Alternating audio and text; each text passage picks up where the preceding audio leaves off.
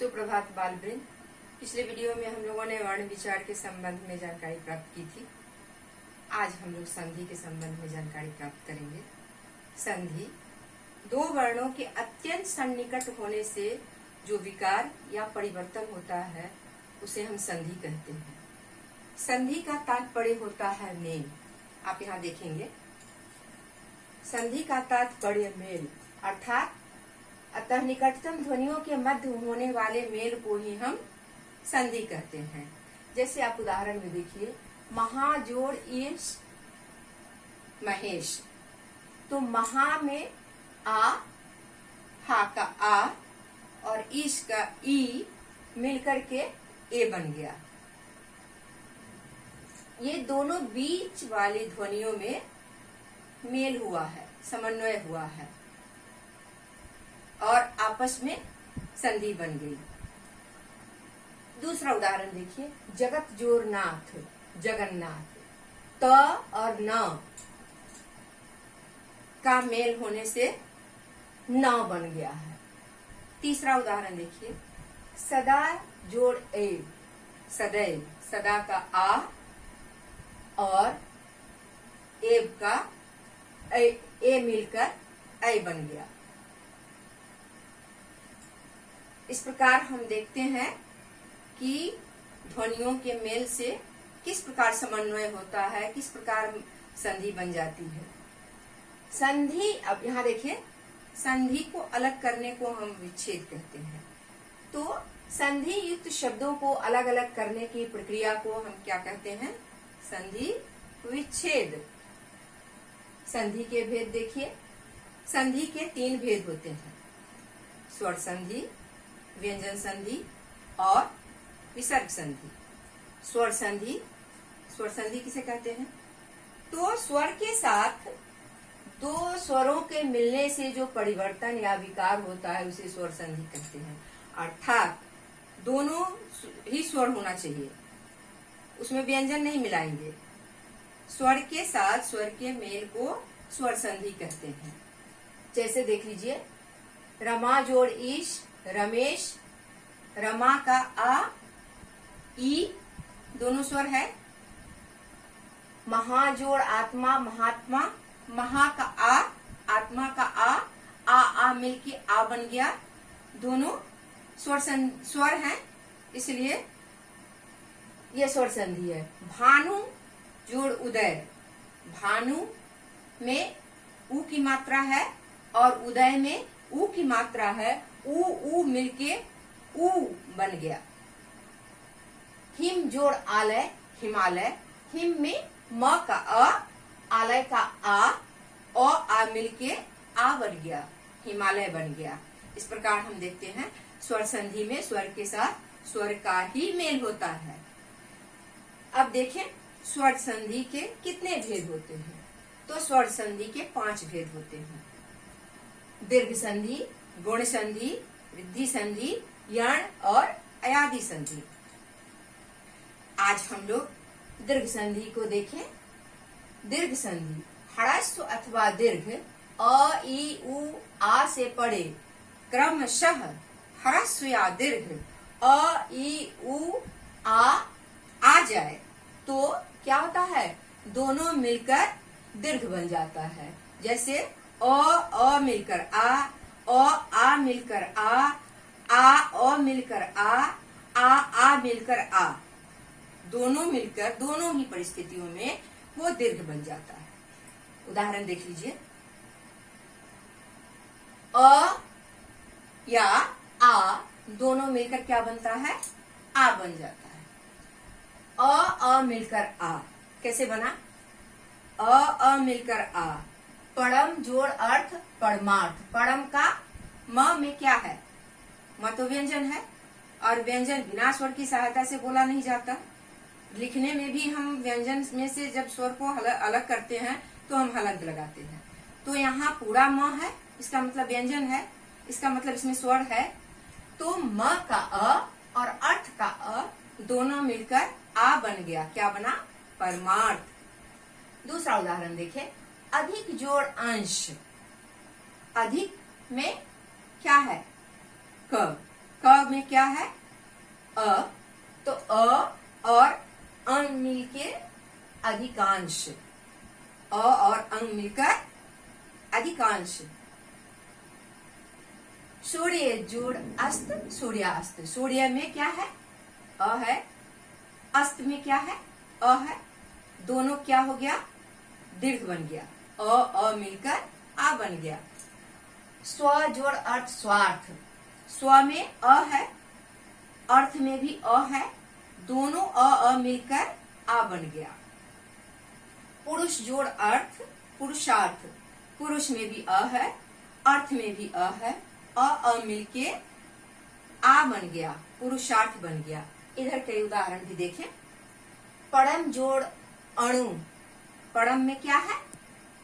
परम में म में अ है, तो म का अ और अणु का अ मिलकर परमाणु, अ मिलकर आ बन गया। फिर इसका और देखिए, शरण जोड़ अर्थी, शरणार्थी, शरण का न का अ, अर्थी का अ मिलकर आ।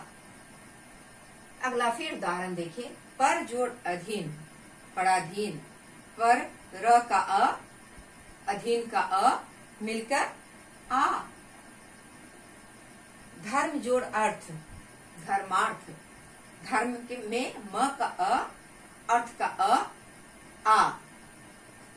इस प्रकार अ मिलकर आ बन गया। अब देखिए, यहाँ तो अ मिलकर आ बन गया। अब अगला देखते हैं आ मिलकर आ कैसे बनता है। तो हिम जोड़ आलय, पहले में हम लोगों ने देखा परम जोड़ अर्थ, म में अ है, अर्थ में अ है, तो अ मिलकर क्या बना? आ। दूसरे में देखिए, पहली ध्वनि अ है, आ है, दूसरी हिम का म का अ, आलय का आ मिलकर आ, हिमालय। देव जोड़ आलय, देव का अ, आलय का आ मिलकर आ, देवालय। शुभ जोड़ आरंभ, शुभारंभ, शुभ में भ का अ, आरंभ में आ, भ का अ मिलकर आ से आ बन गया। अगला उदाहरण में देखिए। परम जोड़ आत्मा, परमात्मा, म का अ, आत्मा का आ, दोनों मिल गए ना, आ मिलकर परमात्मा। इस प्रकार यहाँ देखिए, भोजन जोड़ आलय, भोजनालय, भोजन में न का अ, आलय का आ, दोनों मिलकर आ बन गया। अगला धर्म जोड़ आत्मा, धर्म में म का अ, आत्मा का आ, दोनों मिलकर आ बन गया। प्राण जोड़ आयाम, प्राणायाम, प्राण का ण का अ और आयाम का आ मिलकर आ बन गया, प्राणायाम बन गया। विस्मय जोड़ आदि, विस्मयादि, विस्मय में य का अ और आदि का आ, ये दोनों में ही, दोनों ध्वनियों में ही संधि होती है, हमेशा ध्यान रखेंगे। यहाँ म को नहीं हम मिलाएंगे और उसका अंतिम वर्ण द को भी हम नहीं मिलाएंगे। ये दोनों ही ध्वनियां जो मध्यम में है, उन्हीं के मेल से, जो निकटतम है उन्हीं के मेल से संधि बनती है। तो इस प्रकार आ को हम लोगों ने देख लिया, आ मिलकर क्या बना? आ। अब देखिए, पहले हम लोगों ने देखा अ मिलकर आ, दूसरे में हम लोगों ने देखा आ मिलकर आ, अब तीसरे में देखते हैं अ मिलकर भी आ बनता है। कैसे? यहाँ उदाहरण मैंने दिया है। विद्या जोड़ अर्थी, विद्यार्थी, विद्या का आ पहला यहाँ है, पहला वर्ण विद्या है, पहली ध्वनि आ है और दूसरी ध्वनि अ है, अ मिलकर आ बन गया। विद्या जोड़ अर्थी, विद्यार्थी। परीक्षा जोड़ अर्थी, परीक्षार्थी, परीक्षा का आ, अर्थी का अ, आम बन गया। तीसरे में देखें, यथा जोड़ अर्थ यथार्थ, यथा का आ, अर्थ का अ, यथार्थ। दीक्षा जोड़ अंत दीक्षांत, दीक्षा का अ, अंत का अ, दोनों मिलकर आ बन गया दीक्षांत। रेखा जोड़ अंकित, रेखा का आ और अंकित का अ, दोनों मिलकर आ। सीमा जोड़ अंत, सीमा का आ, अंत का अ, दोनों मिलकर आ बन गया। शिक्षा जोड़ अर्थी, शिक्षार्थी, शिक्षा का आ और अर्थी का अ, आ मिलकर क्या बना आ। तीन परिस्थितियों में हम लोगों ने देख लिया, अ मिलकर आ मिलकर आ मिलकर आ। अब अंतिम चरण में देखिए, अवर्ण में आ मिलकर भी आ बनता है ना, कितना आनंद देता है। देखिए, अब पहले हमने देखा आ मिलकर, तो विद्या और अर्थी को देखा, आ और अ के मेल को देखा।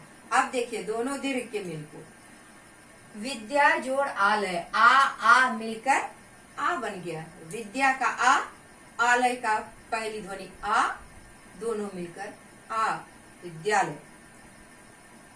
अगला देखें, महाजोड़ आत्मा, महा का आ, आत्मा का आ मिलकर क्या बना आ, महात्मा। ये महाजोड़ आशय, महा का आ, आशय का आ मिलकर आ, महाशय। वार्ता जोड़ आलाप, वार्ता का आ, आलाप का आ बन गया वार्तालाप। दया जोड़ आनंद, दया का अंतिम वर्ण क्या है, या है, या में आ हुआ और आनंद में आ हुआ, आ मिलकर आ बन गया। इस प्रकार आ मिलकर आ बन गया। दूसरी परिस्थिति में हम देखते हैं, यहाँ तो अ को देख लिया, अब उसी प्रकार हम ई को देखते हैं। ई मिलकर ई कैसे परिवर्तन होता है, कैसे विकार उत्पन्न होता है, इसको जरा देखें। तो ई मिलकर ई, मेरे उच्चारण पर आप ध्यान देंगे। बहुत लोग बोलते हैं हर्षई, दीर्घई, ये 100% गलत है। इसको बोलने के क्रम में ही हमें समझ में आ जाना चाहिए। ह्रस्व है तो वर्णमाला में हम लोगों ने क्या पढ़ा था, अ के बोलने में जितना समय लगता है उसे हम एक मात्रा कहते हैं, और ह्रस्व स्वर के उच्चारण में एक मात्रा का समय लगता है, हम लोगों ने पढ़ा था ना। तो यहाँ एक मात्रा का समय मन ही मन लगाएंगे, बोलेंगे नहीं ह्रस्व ई दीर्घ ई। हमारे बोलने से, हमारे उच्चारण से लोगों को समझ में आ जाए कि हमने ह्रस्व का उच्चारण किया है या दीर्घ का उच्चारण किया है। हमें बताने की जरूरत नहीं होनी चाहिए, तभी तो व्याकरण पढ़ने का हमें लाभ मिलेगा और व्याकरण के अनुशासन में हम बंधे रहेंगे। तो देखिए, कवि जोड़ इंद्र, कविंद्र, कवि में कुछ लोग बोलते हैं कवि, तो कवि तो दीर्घ हो गया। कवि में ह्रस्व ई और इंद्र में ह्रस्व ई है, ई मिलकर क्या बना दीर्घ ई, कविंद्र। रवि जोड़ इंद्र, रवि में ह्रस्व ई है, इंद्र में भी ह्रस्व ई है, ई मिलकर क्या बना दीर्घ ई। और तब यहाँ मात्रा देखिए, रविंद्र दीर्घ है कि नहीं। तीसरा उदाहरण देखिए, अभी जोड़ इष्ट, अभी में ह्रस्व की मात्रा, अभी नहीं बोलेंगे हम, अभी बोलेंगे तो दीर्घ हो गया, अभी ह्रस्व बोले। अभी जोड़ इष्ट, अभिष्ट, ह्रस्व, दोनों ह्रस्व है, ई मिलकर दीर्घ बन गया अभिष्ट। इधर देखिए, मुनि जोड़ इंद्र, मुनि में ह्रस्व, इंद्र में ह्रस्व, दोनों मिलकर मुनिंद्र, दीर्घ बन गया। फिर देखिए, अति जोड़ ईव, अति में ह्रस्व है, ईव में ह्रस्व है, दोनों क्या बन गया दीर्घ बन गया ना, अतीब।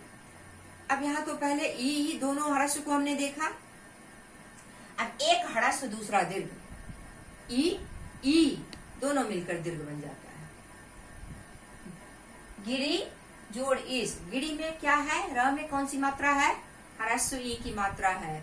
ईश में दीर्घ ई की मात्रा है, तो ह्रस्व ई और दीर्घ ई मिलकर क्या बन गया, दीर्घ ई। गिरीश, रवि जोड़ ईश, रवि में ह्रस्व ई की मात्रा है और ईश में दीर्घ ई की मात्रा है, तो ह्रस्व ई और दीर्घ ई दोनों मिलकर क्या बना, दीर्घ ई। रवीश, कवि जोड़ ईश, यहाँ देखिए इससे पहले हमने ह्रस्व में देखा कवि जोड़ इंद्र, क्योंकि कवि में तो ह्रस्व की मात्रा है और इंद्र में भी ह्रस्व की मात्रा है। अब इसमें दूसरे में देखिए एक ह्रस्व और दूसरा दीर्घ में, तो यहाँ हमने देखा कवि में व में क्या है, कौन सी मात्रा है, व में ह्रस्व ई की मात्रा है और ईश में दीर्घ ई की मात्रा है। ह्रस्व और दीर्घ मिलकर दीर्घ बन गया। यहाँ देखिए उसी प्रकार मुनि जोड़ ईश्वर, मुनीश्वर, कवि जोड़ ईश, यहाँ भी कविश है, कपि जोड़ ईश, कपीश, यहाँ कवि है यहाँ कपि है। हरि जोड़ ईश, हरीश। तो आज के लिए इतना ही, धन्यवाद।